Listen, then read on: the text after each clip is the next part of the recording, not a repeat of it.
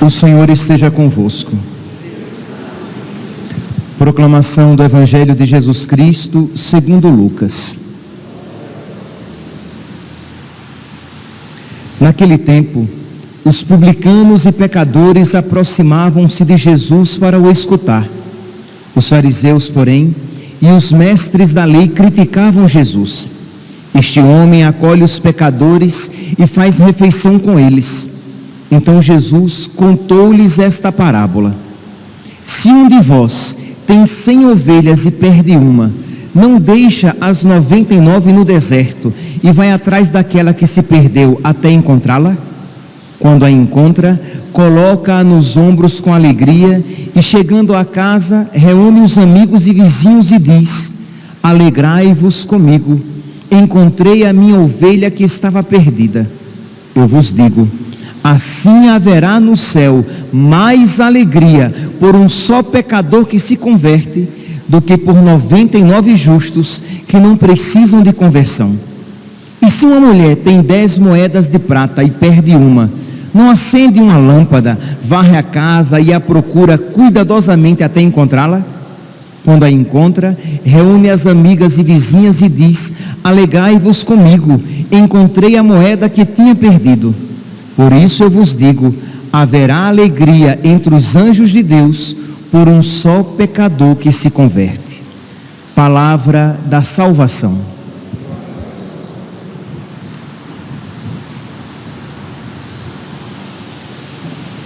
Caríssimos irmãos e irmãs, estamos celebrando a memória de São Carlos Borromeu, bispo, e eu gostaria de fazer essa homilia a partir dos 3 primeiros versículos da primeira leitura de hoje.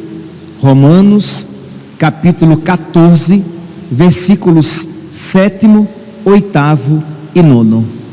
Meus irmãos, estes versículos, é claro que eles se aplicam adequadamente, eles são adequadíssimos à vida de um bispo, de um sacerdote, de um consagrado, de uma consagrada, mas, sem sombra de dúvidas, ele se adequa a todo batizado, que afinal de contas é um consagrado.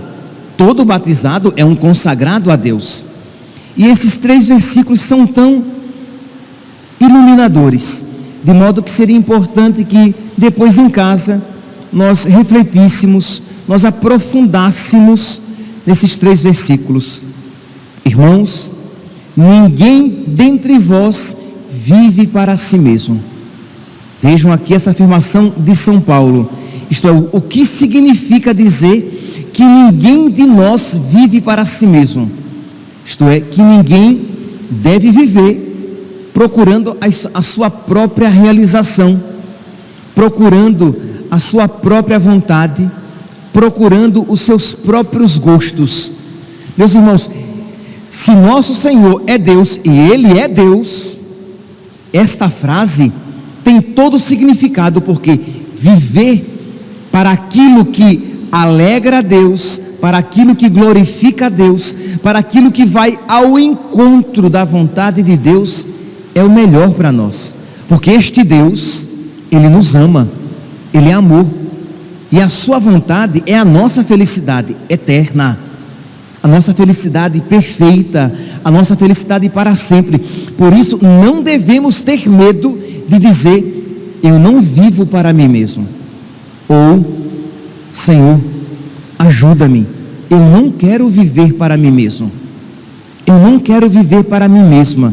Repita isso no seu coração: Jesus, ajuda-me, eu quero desagarrar-me de mim mesmo, eu quero soltar a minha própria vida, eu quero te entregar a minha própria vida, porque senão, meus santos, nós sempre seremos cristãos tristes, católicos tristes, cristãos medíocres, católicos medíocres, que não conseguem mergulhar profundamente nessa alegria de ser todo do amado e ter todo o amado em si.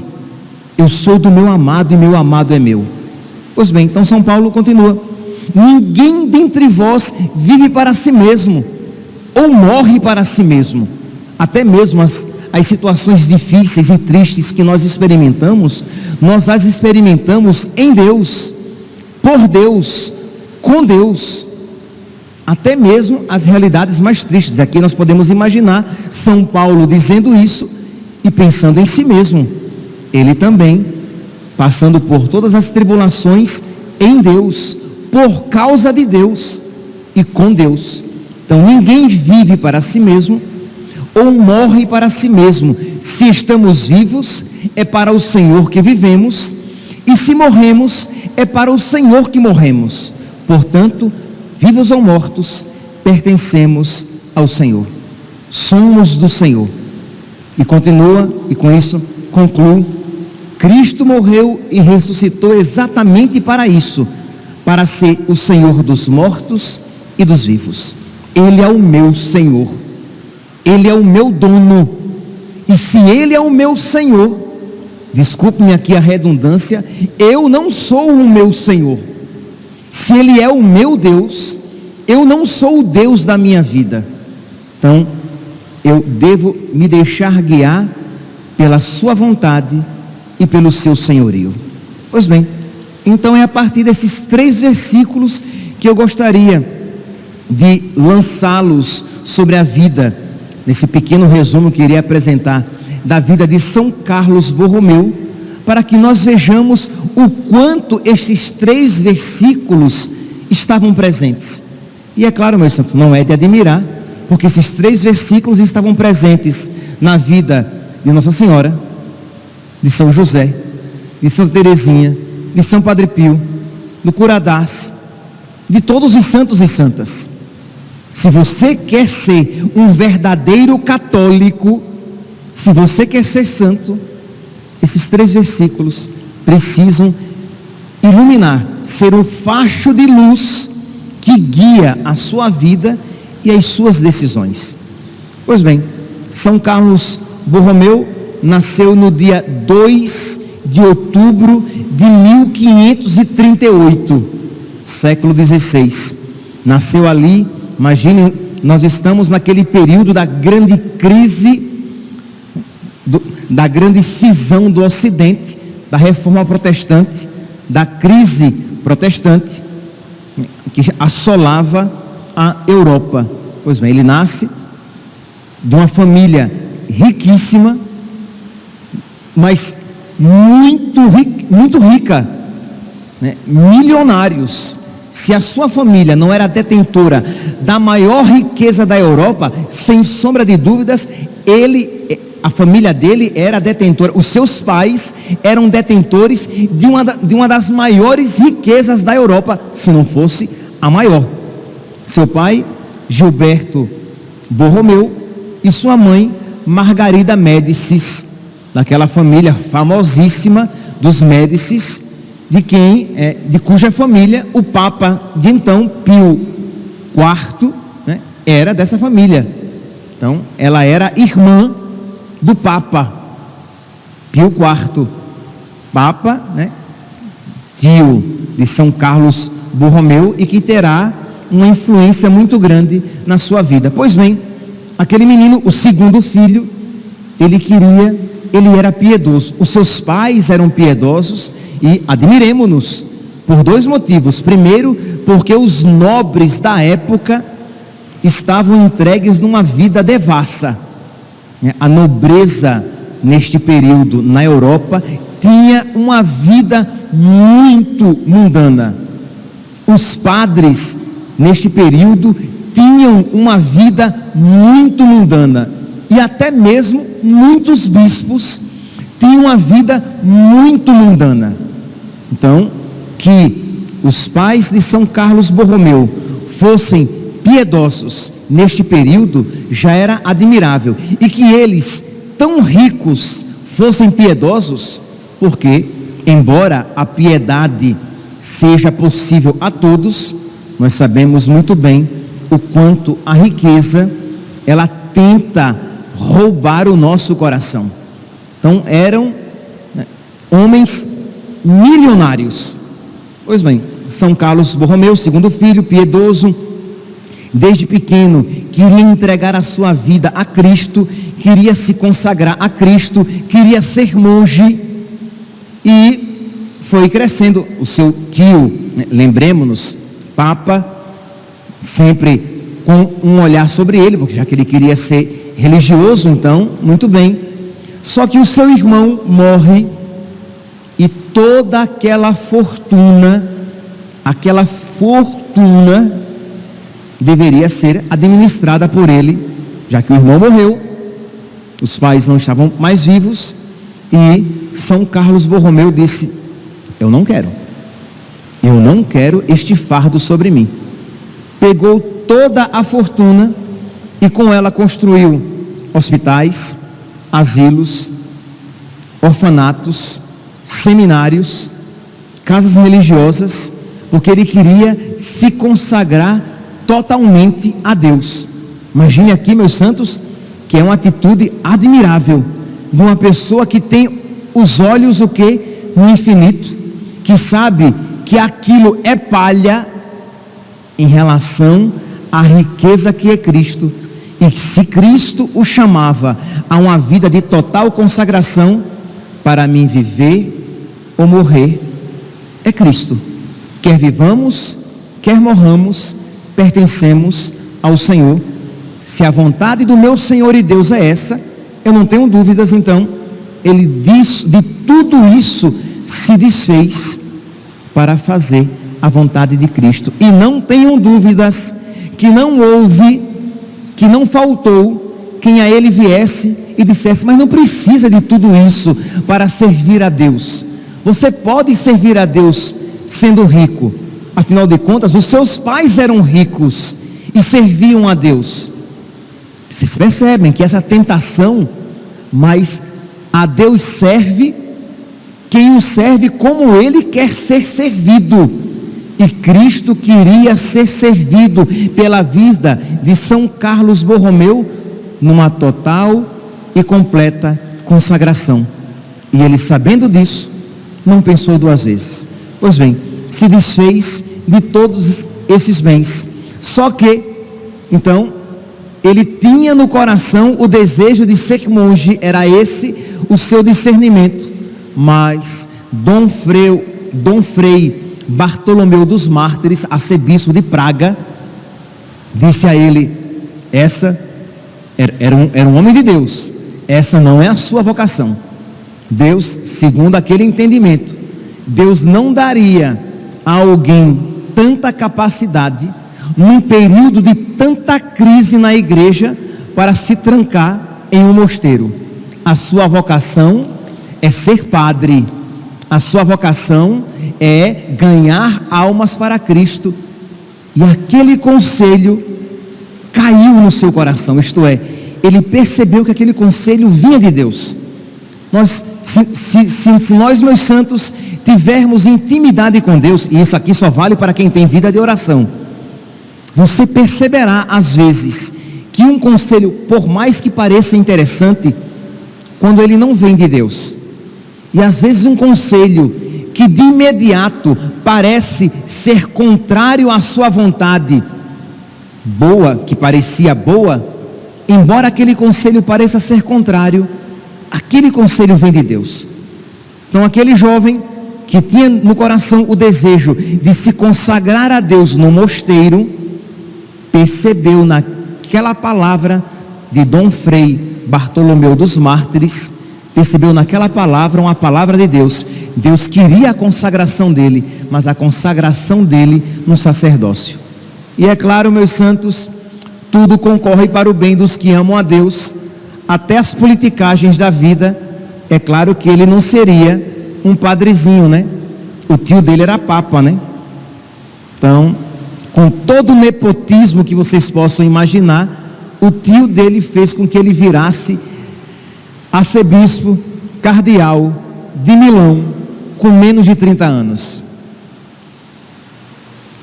O tio era papa, mas o menino, o jovem, era santo, era de Deus. E aquilo que no início foi um nepotismo do tio papa, de fazê-lo cardeal de Milão, arcebispo cardeal, aquilo foi um bem imenso para a igreja. Por quê? Porque ele começou, e ele foi feito cardeal. Imagine, meus santos, aqui, que diocese? A diocese dele, de Milão, tinha mais de 3.000 padres.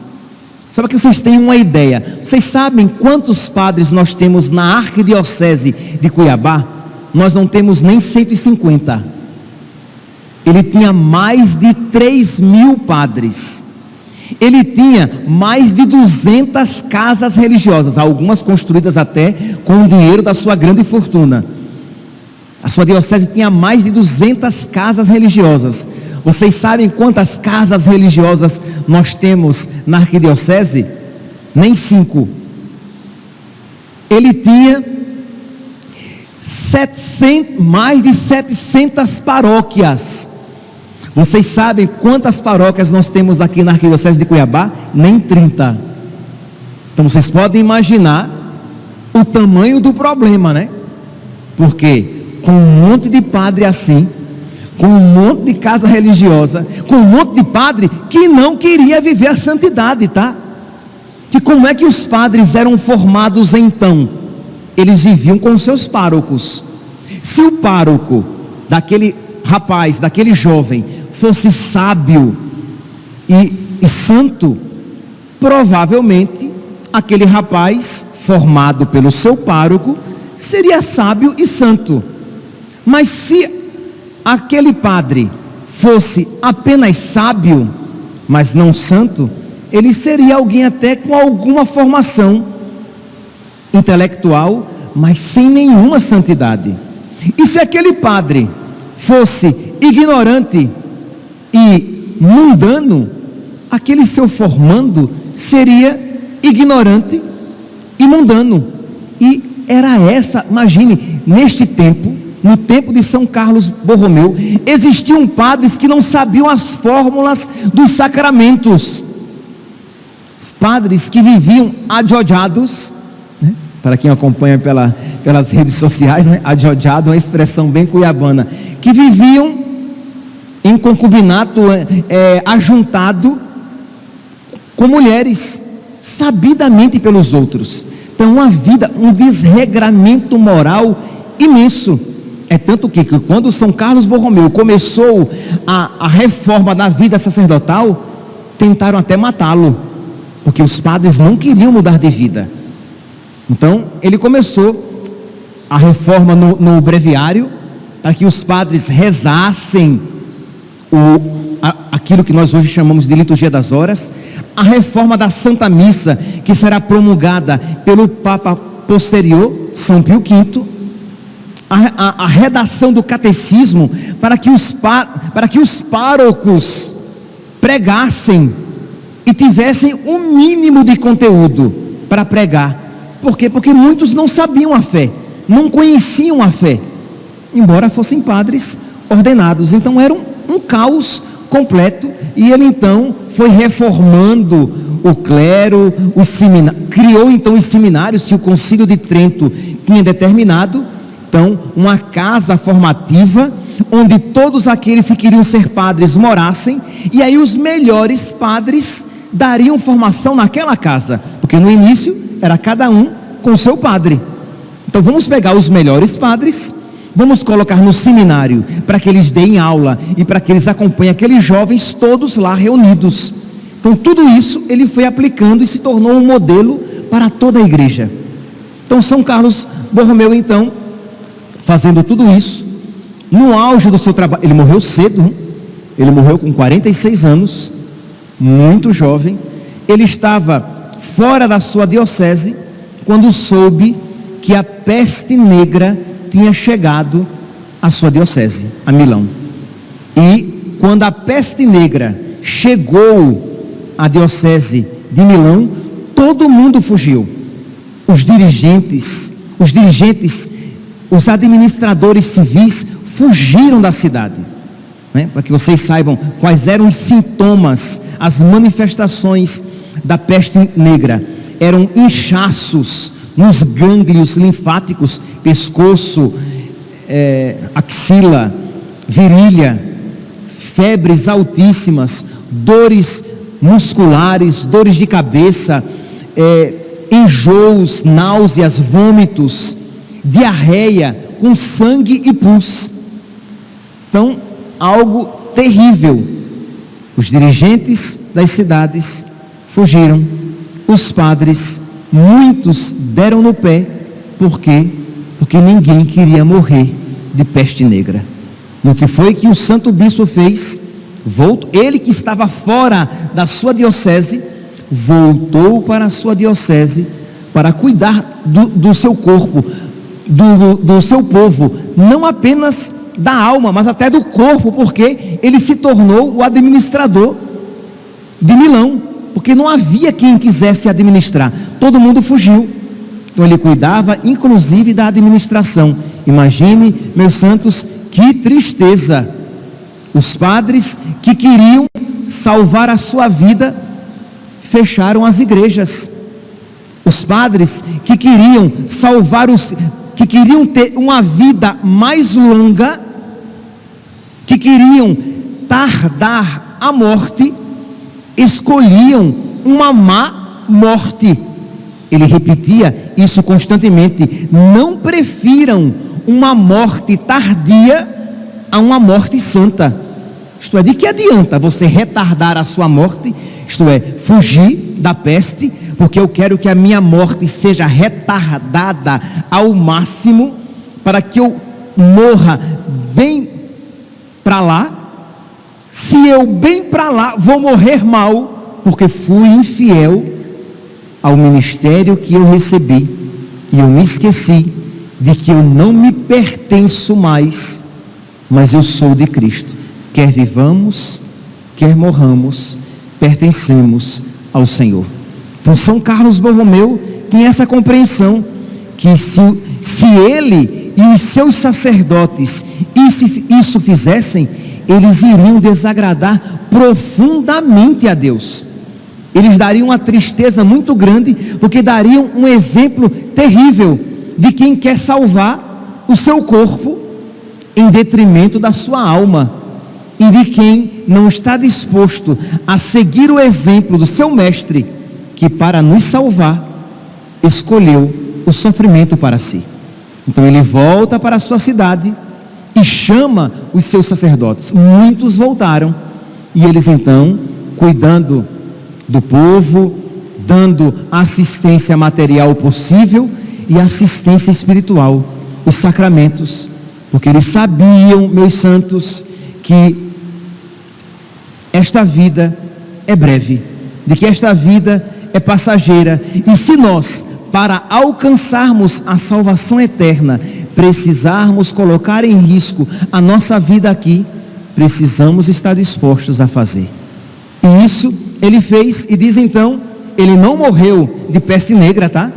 Só para que vocês saibam, não terminou, a peste negra passou, só que ele estava tão desgastado, tão cansado, que passou esses 2 anos posteriores sem conseguir manter aquele ritmo de vida, tão desgastado estava, e morreu repetindo.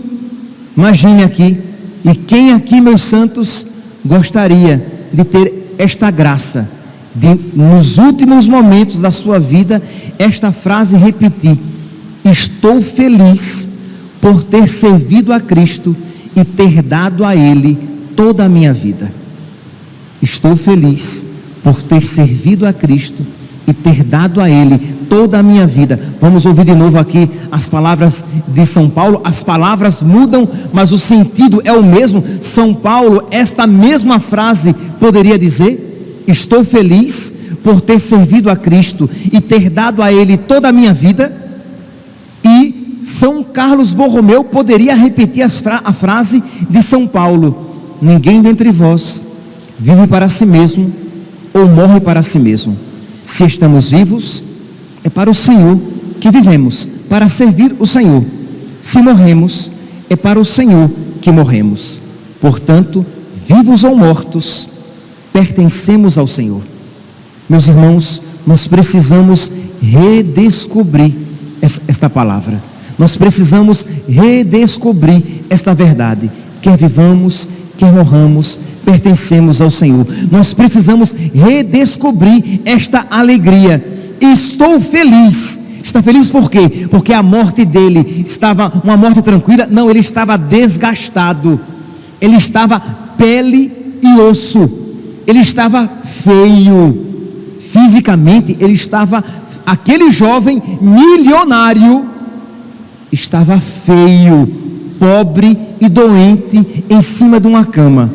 Mas se é verdade aquilo que Jesus Cristo nos disse, que quem perder a sua vida por causa de mim vai ganhá-la, ele está feliz, porque ele perdeu tudo por causa de Cristo. Ele perdeu riqueza, ele perdeu beleza, ele perdeu saúde, e ele abreviou os seus dias.